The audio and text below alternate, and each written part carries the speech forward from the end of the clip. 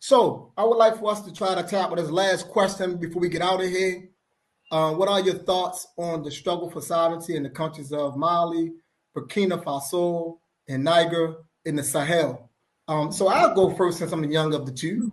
I'm in agreement. I think that we should, to the best of our ability, man, move and push out these colonial powers in these countries.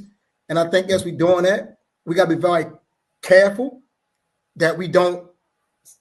We got to be careful that they don't substitute one colonial leader by building with another colonial leader, right? As long as they stay grounded on their initial mission, their intent for what they're doing, and they center that whole thing on being African, then I think it's a good move. I think it's a good move, and I think it could lead to other great moves. But in my opinion, they are at a crucial moment in history because many are watching and many want to make sure that it doesn't become anything progressive, that it doesn't set off this chain reaction throughout the continent. So yes, other European powers are going to try to have backdoor conversations. Absolutely. They're going to talk about giving them all these resources. Absolutely. So as long as they stay grounded, stay focused, stay on task, stay on mission, I think it's a good thing.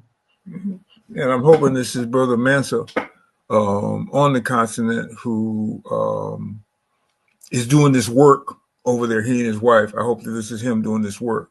Yeah. I really don't have anything to add to what Baba Imhotep said relative to that. We need to be very careful about what's coming afterward.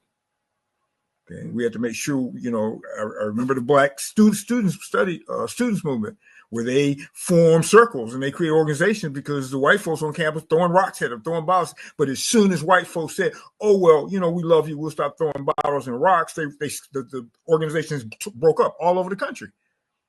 So we have to make sure, all of us, Pan-African, all of us have to make sure that we keep an eye that these governments, these individuals who are making these forward moves, that they continue to be held accountable to the idea of African sovereignty once this is over.